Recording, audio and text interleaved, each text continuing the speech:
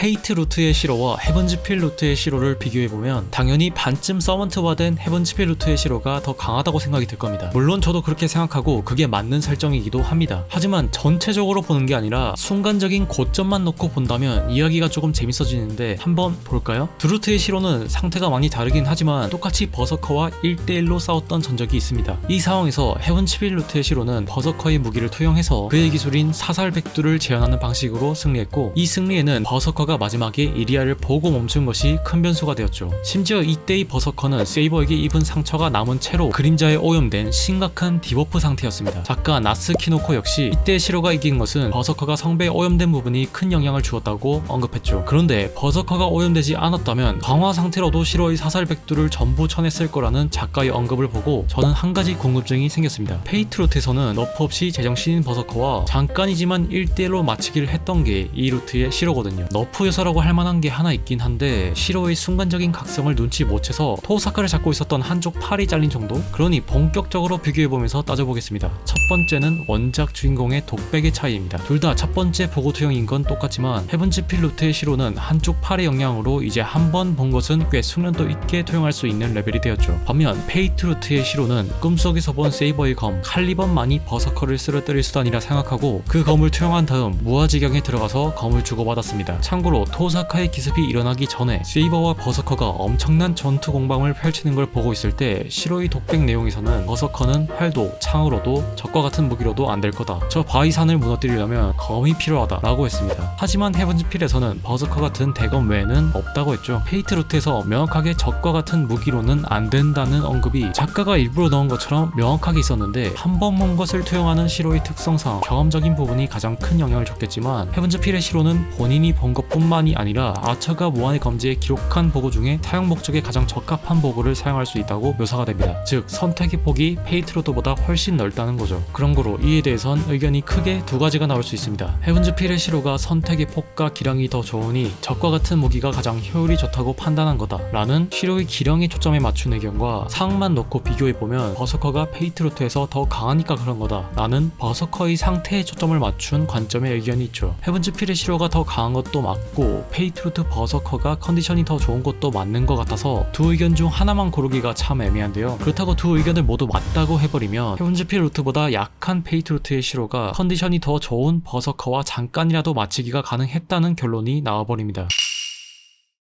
물론 한 번 죽일 정도의 유효타를 넣은 헤븐즈필의 시로가 더 대단하긴 하지만 뭔가 페이트 루트의 버서커라면 한쪽 손이 없어도 시로의 사살백두를 대응해버릴 것 같다는 생각이 들긴 합니다. 쉽게 비교해보는 방법이 있는데 한쪽 팔이 없지만 목숨 여러 개 남고 오염이 안 된 버서커를 헤븐즈필 루트의 시로가 사살백두로 똑같이 버틸 수 있을까요? 본래 버서커의 기술이기도 해서 상성 문제도 생길 것 같으니 참 어려운 문제 같습니다. 이렇게 생각해보면 잠깐이라도 세이버의 칼리번에 담긴 경험을 복제해서 버서커와 맞추기 한 페이트 루트의 시로도 참 대단한 것 같네요. 아벌론의 보조적인 도움이 크게 있었다지만 그것은 회복적인 이야기고 이 순간만큼은 자기 자신의 힘만으로 각성을 한 것에 가까우니까요. 버서커도 옆에 있는 세이버를 제쳐두고 시로부터 죽이려는 판단을 했을 정도니 페이트 루트가 리메이크가 된다면 아처와 버서커의 전투 장면만큼이나 기대되는 장면이라 생각합니다. 이렇게 두 루트의 시로를 비교해봤는데 확실하게 결론을 못 낸 건 오랜만이네요. 다시 한번 말씀드리자면 헤븐즈필 루트에서 시로가 전투력이 더 강한 건 맞습니다. 오늘은 순간적인 장면만 딱 집어서 비교해본 거예요. 그런데 말입니다. 저는 오늘 주제로 자료를 찾아보고 원작을 다시 돌아보는 과정에서 한 가지 애매하지만 치명적일 수 있는 설정 구멍을 찾았습니다. 페이트 루트에서 토오사카가 보석 기습을 할 때 A랭크의 얼음창 보석 마술로 한쪽 팔의 움직임을 묶고 버서커를 한 번 죽였는데